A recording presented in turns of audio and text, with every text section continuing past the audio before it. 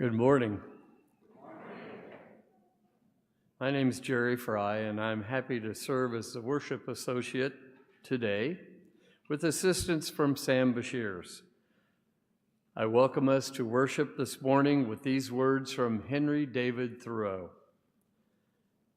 If you have built castles in the air, your work need not be lost. That is where they should be. Now, put the foundations under them. When we gather together, we join our siblings in faith in lighting a chalice, which has been a symbol of Unitarian Universalism for many decades. Today's chalice lighting words are written by UU leader Michelle Collins. We light this chalice, a spark in the darkness, kindling the embers of imagination within us. May its flame ignite wonder, full dreams of justice, and illuminate the path toward what could be.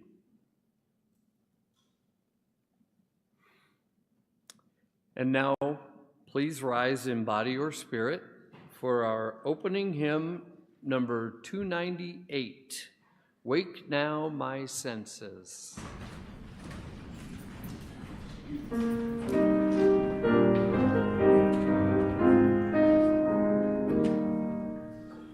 Wake now my senses and hear the earth call. Feel the deep power of being in all. Keep with the web of creation your vow. Giving grace, saving as love shows us how. Wake now my reason, reach out to the new. Join with each still breath, her quest for the true. Honor the beauty and wisdom of time. Suffer thy limit and raise us alive. Wake now from passion, hear ye to the cry. Voices of suffering fill the wide sky. Take as unavailable stranger and friend. Praying and striving, their hardship to end.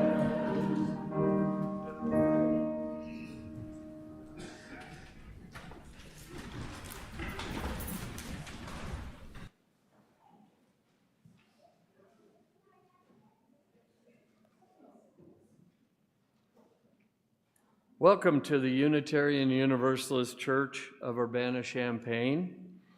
We are a church of many different ages, bodies, genders, histories, theologies, and identities, united by our shared commitment to our mission to build community, seek inspiration, promote justice, and find peace. Whether you're here in body or joining us from afar, I welcome you into this sacred space and trust this service will bring you what your heart needs.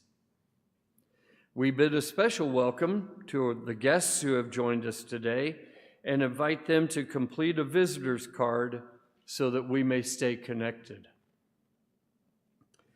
We are a congregation of all ages, which means we embrace all the noises and little disruptions our kids can bring into Sunday morning. While kids are invited to stay here in the sanctuary for the entire service, we do have REE classes today, and kids and volunteers will be invited to go to their classrooms after the time for all ages, noted in the order of service. And our nursery is available for little ones under 5. excuse me, no matter your age, if you need to move around or find it easier to listen when your hands are busy, you're welcome to grab coloring supplies from under the lanyard table at any time during the service. You're also welcome to join the live stream in Fellowship Hall just across the entryway. The space there is great if you simply need to stretch your legs or just enjoy a little more wiggle room.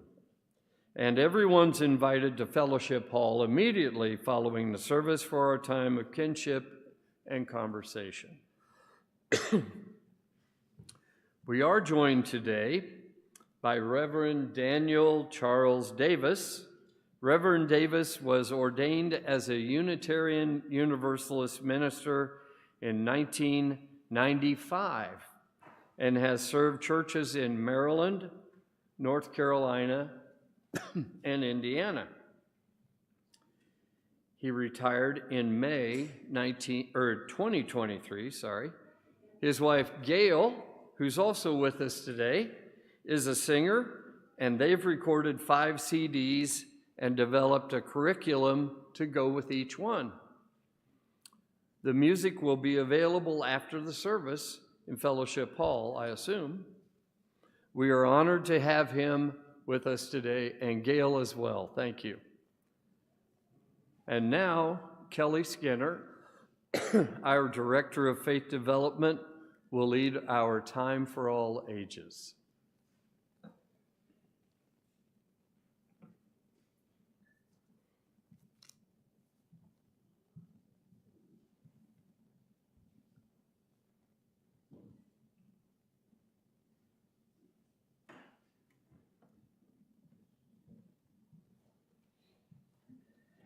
Good morning, everybody. How are we on this beautiful, beautiful day?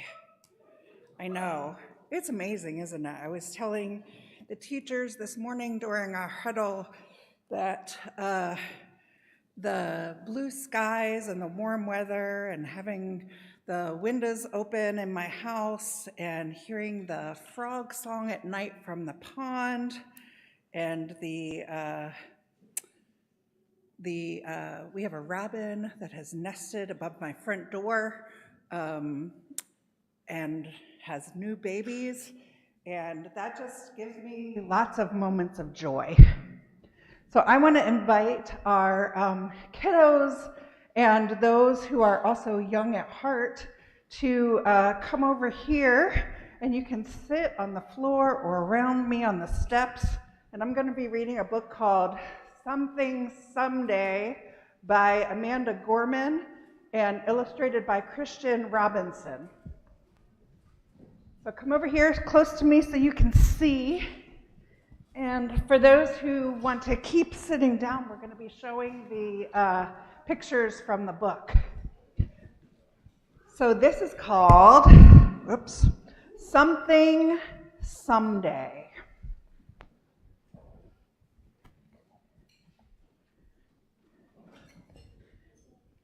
And it starts. You are told that this is not a problem. You're not sure. There's something wrong. You are told this cannot be fixed, but you know that you can help. You are told that this is too big for you, but you've seen that the tiniest things make a difference. You are told that won't work. But how do you know if you never try?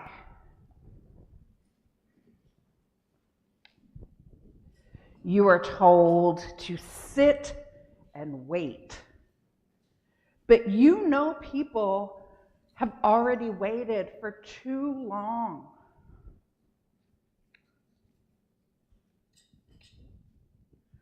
You are told that what's going on is very, very sad But you're not just sad, you're scared and confused. You're angry.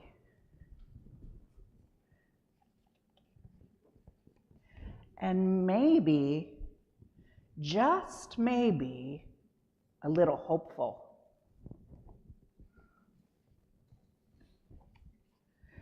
You're told not to hope, but you hope anyway.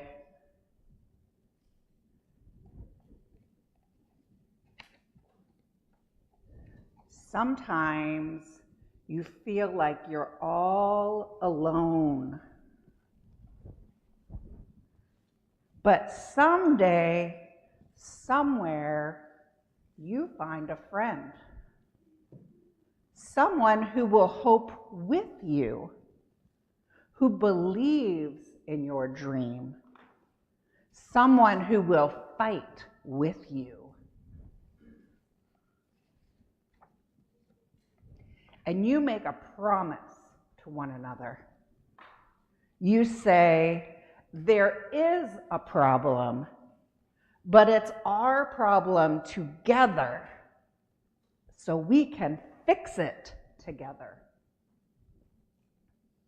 This problem is so big, but together, we are bigger.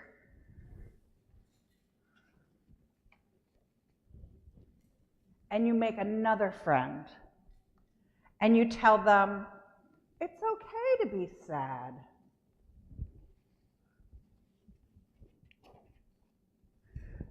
And they tell you, sometimes we'll lose. But that's all right. We'll try again. And so you do. Together, working, together, beginning, over and over and over and over, until you're no longer beginning, you're winning.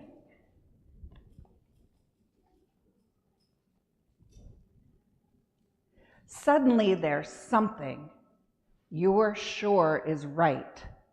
Something you know you helped fix. Something small that changed something big. Something that worked. Something that makes you feel helpful and happy and loved.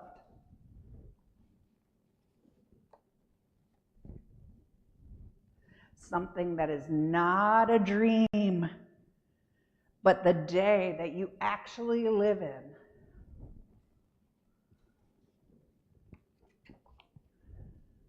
Something that makes you smile as you tell someone else.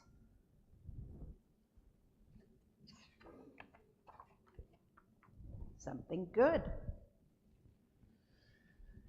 The end.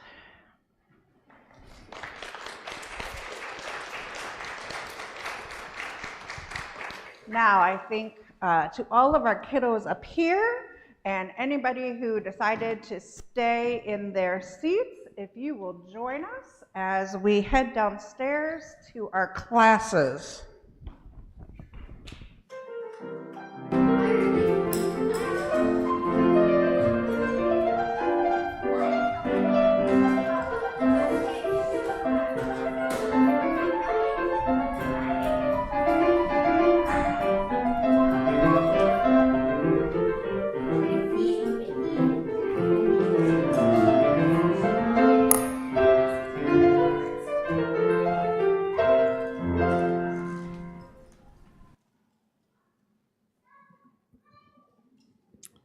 When we gather each week, we know we carry our lives with us, and it is an act of spiritual generosity to share our joys and sorrows in community. We'll begin today with a ritual of placing stones or petals in the bowls of water here on the table in front, or another one in the center, while we sing our blessing song, The Longtime Sun. You are also invited to submit a written joy or sorrow on the cards you'll find in the pew racks, or submit them via email to joysandsorrows@uucuc.org. Bring your cards to the chalice table or pass them to an usher, and we will read them later in the service. I invite you all now to come forward as we begin to sing.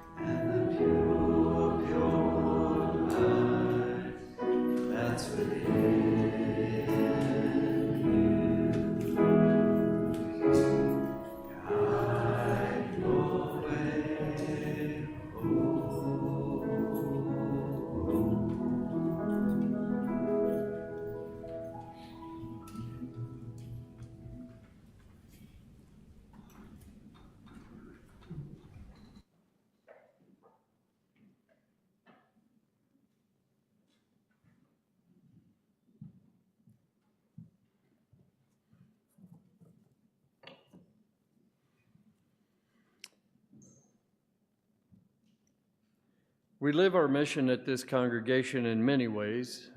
Building community means holding space for our joys and sorrows, and also connecting day to day and week to week through the opportunities both within and beyond our congregation. We invite you to subscribe and read our weekly e-news to stay up to date on all of the activities offered through our REE program and our social action councils. This morning, I'd like to highlight a few things. Mark your calendars for June 1. That happens to be a Sunday. That day, we will be holding our annual flower service. We'll have our new member ceremony and volunteer recognition. And fellowship hour will be an all-church potluck outside if the weather permits. And if that's not enough, our annual meeting will be at 12:30 that day. So, come for service, stay for fellowship, and hang out for the annual meeting immediately thereafter at 12:30 right here in Sanctuary or online if you choose to join in that manner.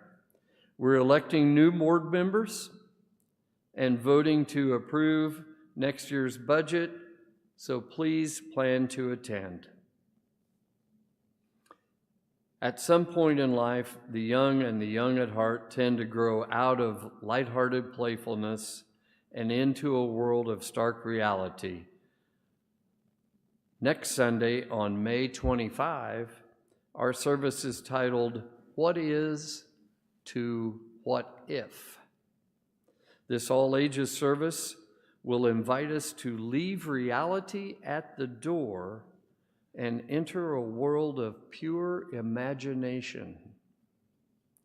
In preparation for this hands-on service, we welcome donations of any items you no longer need to be part of the what is that will be changed by imagination to the what if. Please bring only items you do not mind letting go for others to imagine or reimagine. Read more details about these and other events in our e-news and check out the full calendar of events in Realm. Each Sunday, in recognition of our very real interdependence and reliance on each other, we pass the plate and share our offering with an organization doing the work of justice in our world.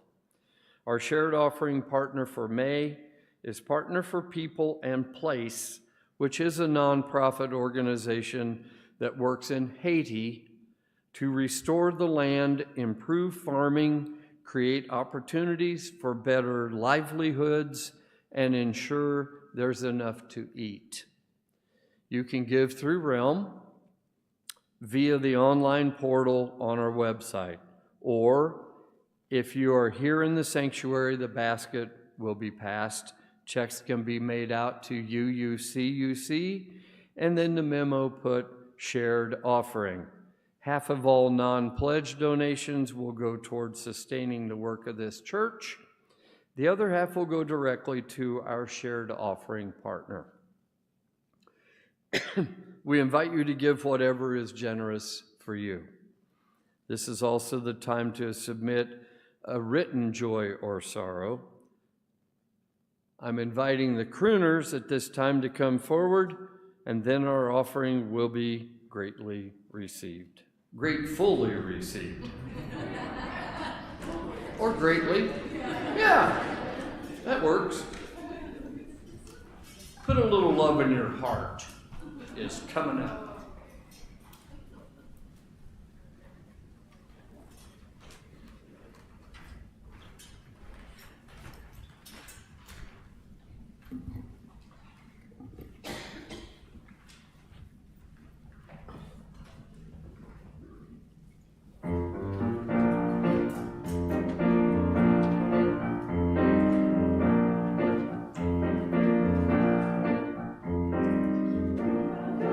The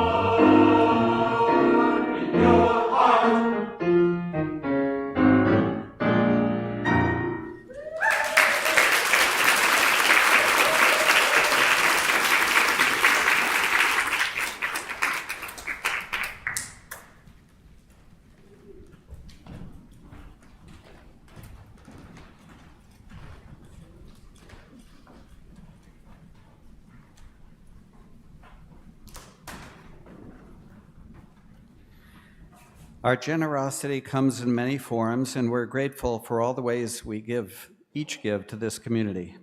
We'll now make space for our spiritual generosity and to share our joys and sorrows. If you still have a card to pass forward, you have 30 seconds, so please feel free to go ahead and do that. From Beth Simpson, I'm so happy that the center in the rose window has changed to fit the music theme. From Melissa Watson, joyous for this beautiful day. Second that. From Maureen Warren, a joy. After having long COVID for over 4 years, I'm currently enjoying some of my best health yet. I am so grateful. Wonderful.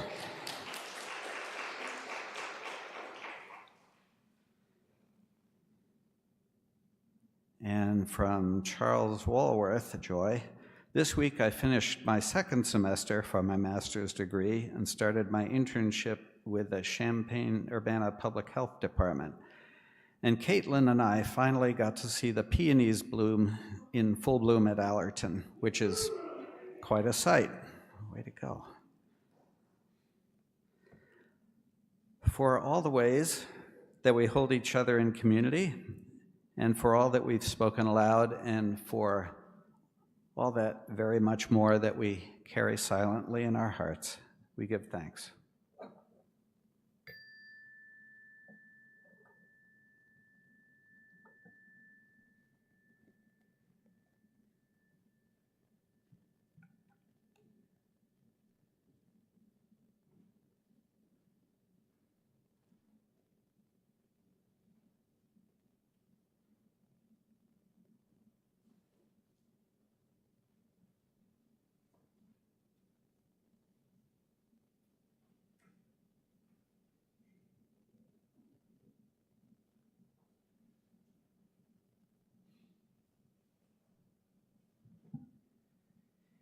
In preparation for the sermon, I'd like you to watch a video called Minnesota. It's about chasing dreams.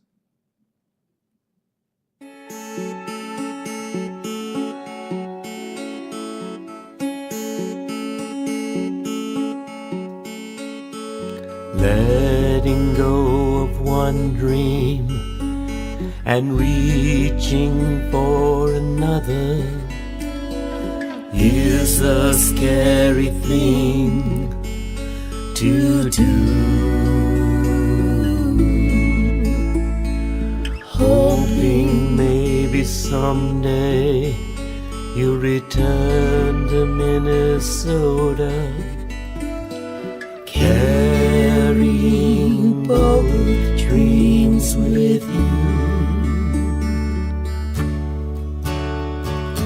Inspiration of the trees around you makes your heart move through your hands and feet. But the stagnation of lack of challenge makes the dance bittersweet. The underground dance of the seed in the earth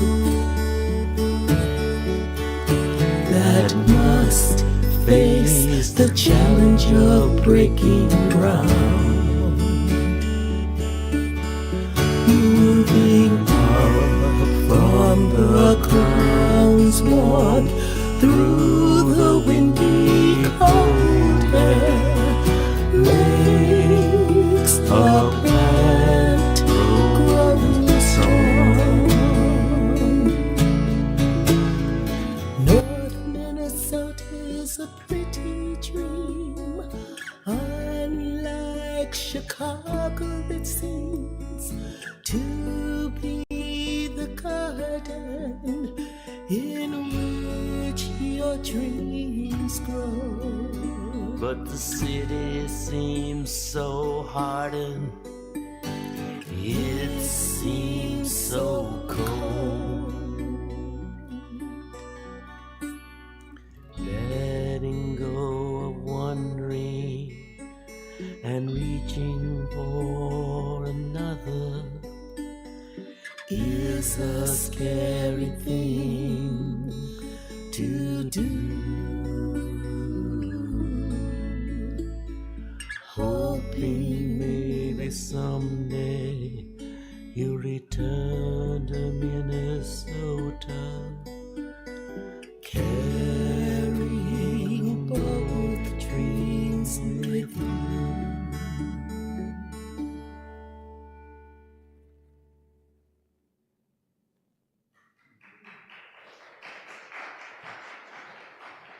And I offer applause for your sound system. That was just, I've never heard it like that. It was very nice. Dreams can be scary. And I'm not talking about nightmares, because we have no control over our dreams while we're asleep. But when we are awake, we choose our dreams. Then, sometimes, they take over our lives. Sometimes I wonder, do we pursue our dreams, or do our dreams just drag us along for the ride? It's scary when you get carried away by dreams, especially when people tell you it's not practical. But it can be scarier when dreams come true. Is everything what we thought it would be? What's next? The song Minnesota is about a woman who had a bachelor's degree in dance, and surprisingly, as many art graduates might be thinking today, she was actually making a living, getting grants from the state of Minnesota. Her dream had come true. But she felt she still needed more, because she knew that she was an okay dancer in a small town, but she wanted to be a great dancer, a goal that had nothing to do with making money at dancing. She just wanted to be a better dancer. And so she thought, I need to go back to grad school. And she was thinking she'd have to go back to her hometown of Chicago, which she left to be up in the idyllic north woods of Minnesota. And she said, can I do that? Can I let go of my success to go through some suffering to the unknown?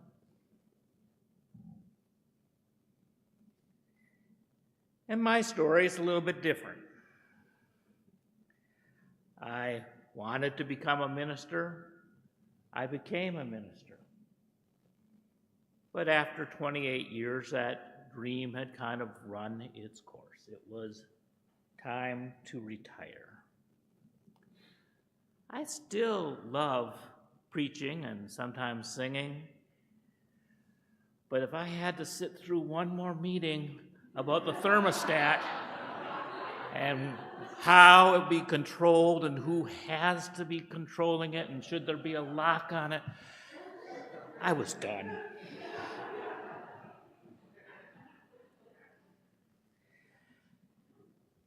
And I've been enjoying 2 years of retirement, but then I turn on the news and see all that I have worked for is being undone. Civil rights, LGBTQ rights, immigration rights are being destroyed. Empathy has been declared a weakness, ridiculed by fascists. And thoughtfulness seems too indecisive in the face of tyrants who are certain they are right and ready to punish dissenters.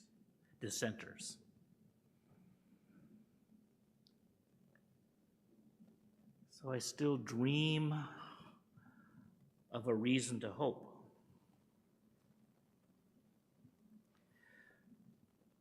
When the waves crash upon the rocks, it appears the rocks are winning. When organized water explodes and disintegrates and scatters in retreat, the rock remains proud, haughty. It does not notice that it has changed ever so slightly. Stranded puddles gather in the hollows of the solid enemy, seeping in the secret crevice, or slipping slowly, silently seaward with the smallest speck of sand. Persistence versus resistance. Life is movement. Death is hard and still. The whiff of freedom cannot be crushed by the metal tread of a tank. Love cannot be pummeled by the gavel. Kindness is not weakness. A gentle shower nurtures the seed, and a blade of grass can split the pavement. Sunlight gently fades the flags of war, bleaching them white with surrender. Invisible wind will cause a stone face to crumble, making room for a smile and a reason for hope. It's easy to be a pessimist. A newspaper, for those of us who still read them, will tell you that there are many things wrong with the world. Wars, famine, disease, political infighting, environmental degradation, racism, sexism, bigotry of every style. The economy is declining while academia debates over what actually constitutes a recession. Even the weather is not a safe topic. Somewhere there's a natural disaster destroying the lives of someone you never heard of. And it's hard to muster compassion for the endless parades of victims that flash across the TV news. Harder still to write Congress and advocate for change when you know they are out to lunch with some lobbyist who pays their bills. Then there are people. Have you ever noticed how imperfect everybody is? I mean, I love humanity, but people drive me crazy. And every single one of them dies. Every single one. Life can be bleak. It's easy to criticize. It's easy to be down, to believe that life is pointless, that all our effort is for naught. Is there reason to hope? What good is dreaming and hoping? Sometimes it can seem like the most silly thing to do.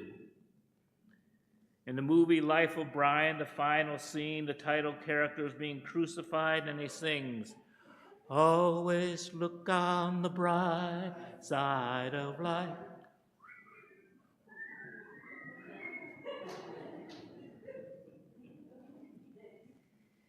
Words of encouragement can ring hollow. Platitudes pummel you like blunt, dull objects. Canadian author Carol Shields died after a 5-year bout with cancer. And she wrote that she grew tired of people who told her to count her blessings, as if the catalog of good times in her life could ever compensate for losing everything.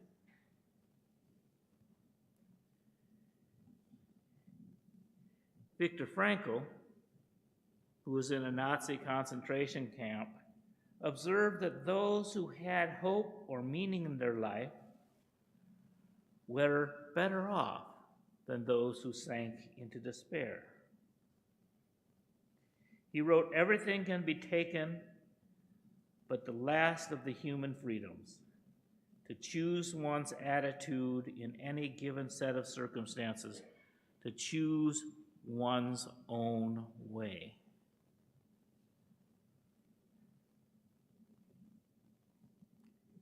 There are two types of dreams: wishful thinking and meaningful striving. Wishful thinking arises from a lack or a need. I wish someone beautiful would fall in love with me. I bought a lottery ticket on the way to church today. I hope this test is easy because I did not have time to study. I'm late. I hope the traffic is clear. I hope they don't cash the check until I've put money in the account. Sometimes wishful thinking is magical thinking. I wish all weapons would disappear overnight. I wish I could live on a tropical island where it only rains while I'm sleeping and is sunny the rest of the time. I wish I could eat all the Krispy Kremes I like and still be in shape. This is the type of hope that Benjamin Franklin was referring to when he said, "He that lives on hope will die fasting." Wishful thinking is spiritual donuts, temporarily satisfying, but ultimately unsubstantial. Meaningful striving is a different kind of dream. It inspires action. Thoreau wrote, "If you have built castles in the air, your work need not be lost. That is where they should be. Now put foundations under them." Viktor Frankl saw that the people who reached out to others in the midst of Auschwitz acted as if they had a future. It made the present more bearable.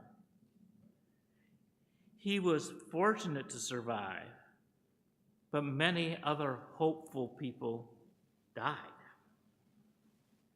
But he made it his purpose to tell his story and theirs. He was thinking what other foolishness it was to wonder, what are you doing after the war? When you see your companions killed daily. But hope transcends reason. It cannot stop there to be worthy of the title of hope. In 1970, the UUs affirmed the rights of homosexuals. It was a small voice, barely heard at the time. It was like a small wave that barely crashed upon the shore. And when I go to General Assembly, I wonder, where do our statements of conscience go? Sometimes we are so far out of the mainstream that they seem like they have no chance of ever eroding injustice. Yet 33 years later, the Supreme Court voted 6-3 to overcome sodomy laws. Hope won because it gave us a world to strive for. Ideas have a way of surviving. They killed Jesus. They killed Unitarian Michael Servetus. They burned witches. Gandhi was assassinated. Martin Luther King Jr. was shot down.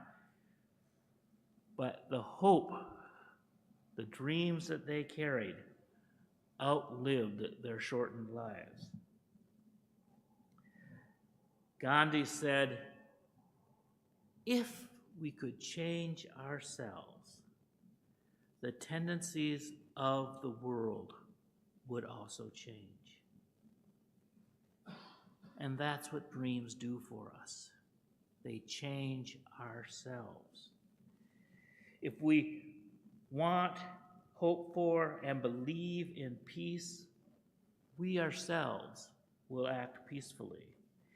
If we hope that the world will be reasonable, we must be rational even when others are irrational. If we want love, we must act lovingly. Our lives consist of a series of small acts. That's why the children's story was so perfect for today. Just that thing of making room for the dandelion, planting something and having it fail and then trying it again and getting more people to help. These are the types of things that give life meaning. We must be aware of the consequences. The impact of our actions may be beyond our knowledge.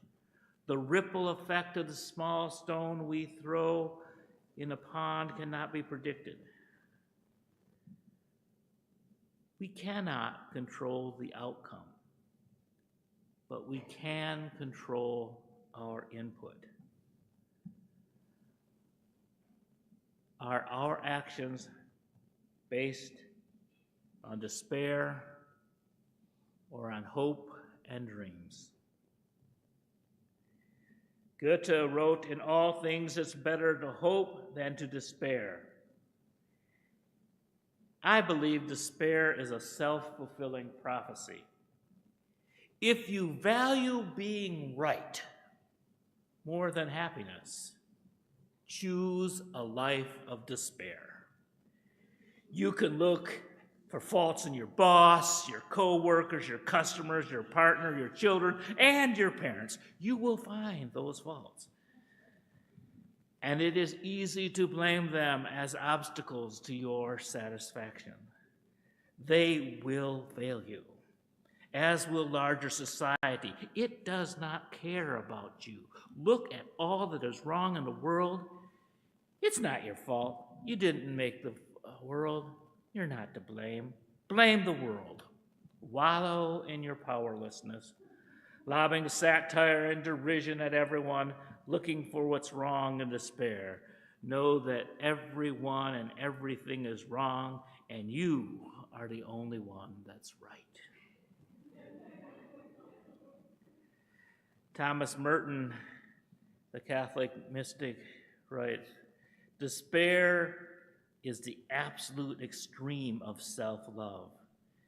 It is reached when one deliberately turns one's back on all help from anyone else in order to taste the rotten luxury of knowing themselves to be lost." Despair frees you from responsibility, and some take refuge in that. Despair is selfish. Dreams take us beyond ourselves. Psychiatrist Carl Menninger wrote, "Hope is a necessity for normal life. As a major weapon against suicide impulse, hope is not identical with optimism. Optimism is distant from reality. Like pessimism, it emphasizes the importance of I. Hope is modest, humble, selfless. It implies progress. It is an adventure, a going forward, a confident search for rewarding life." Thoreau said, "What man thinks of himself, that is what determines or rather indicates faith." Anne Frank, the young girl who died in a Nazi death camp, felt compelled to write, and in her writing she displays hope in opposition to all the evidence. She wrote, "In spite of everything, I still believe that people are really good at heart." Had she despaired, she might not have written a word. We would have lost a part of human history. Her words reach good-hearted people and inspire them to fight for human rights. True hope inspires action. Emily Dickinson wrote, "Hope is a strange invention, a patent of the heart, in an unremitting action, yet never wearing out. Hope is the first action towards more action. It is action that is based on its own integrity, not upon its immediate result. If it is right to be kind even in the face of anger. To return anger for anger is to lose hope for a kinder world. If it is right to speak the truth, speak the truth. To remain silent in the face of lies is to lose hope that the truth is worth pursuing. It is right to share even in the midst of poverty. To hoard is to lose hope in the future. Jesus said, "You have heard that it is said you should love your neighbor and hate your enemy. But I say to you, love your enemies and pray for those who persecute you, so that you may be children of your Father in heaven. For he makes the sun rise on the evil and the good, and sends rain on the just and unjust. For if you love those who love you, what reward have you? Do not even the tax collectors do the same? If you salute only your brethren, what more are you doing than others?" This statement is universalism, universalism in action. If you believe something is positive or good, act that way. It's easy to love the lovable. Hope allows us to love the unlovable. Both the good and the evil need rain. Both the good and the evil need sun. Hope means taking action to be the best person you can be. To dream of justice is an act of resistance. It is bearing the pain on the way to something greater. It is the purpose that makes pain bearable. Unitarian Universalism is not an easy religion. It hopes for religious tolerance in a world that prefers to condemn perceived heretics. It hopes for free speech in a world that prefers unanimous agreement. It hopes for sexual freedom in a world that wants to dictate what you can do with your body.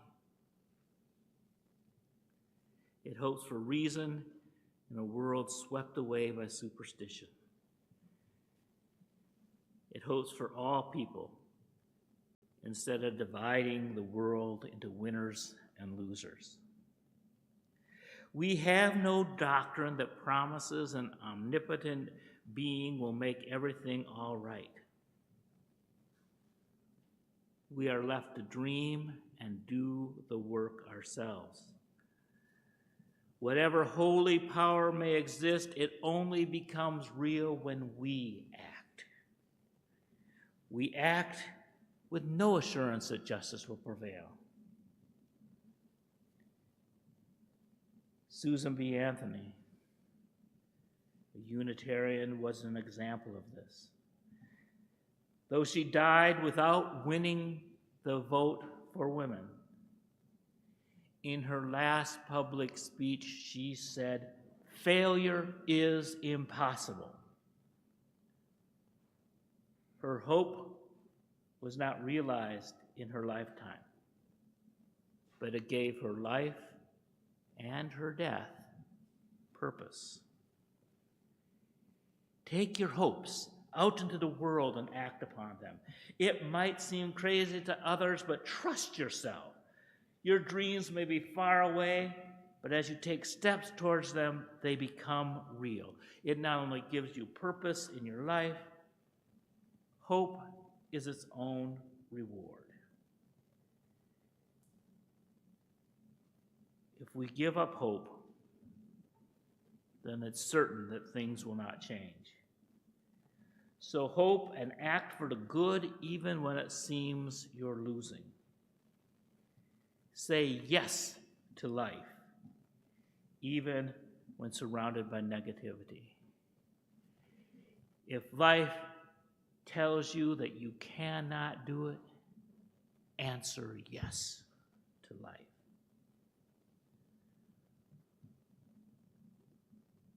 When the waves crash upon the rocks, it appears that the rocks are winning. May we swell with hope and throw ourselves against injustice, doing our part to make it crumble to the sea. Please rise in body and spirit as you are able, and join in singing hymn number, I don't know, but it's going to be up there, number 6, just as long as we have breath.